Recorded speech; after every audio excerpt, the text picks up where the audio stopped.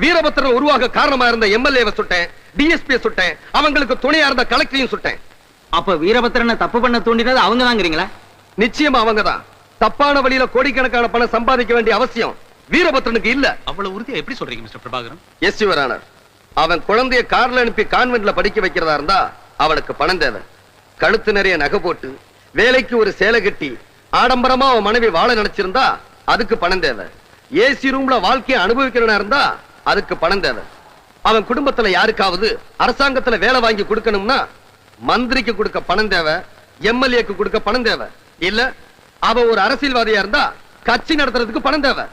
ஆனா சுதந்திரமா வாழ முடியாம காட்டுக்குள்ள மறைஞ்சு வாழ்றவனுக்கு கட்டின பொண்டாட்டி கூட ஒரு சராசரி மனுஷனை போல ஒரு நாள் கூட நிம்மதியா வாழ முடியாதவனுக்கு எந்த நேரத்திலையும் போலீசாரால பிடிக்கப்படலாங்கிற பயத்துல ஒவ்வொரு நிமிஷத்தையும் ஒரு யுகமா கழிக்கிறவனுக்கு எதுக்கு சார் பணம்?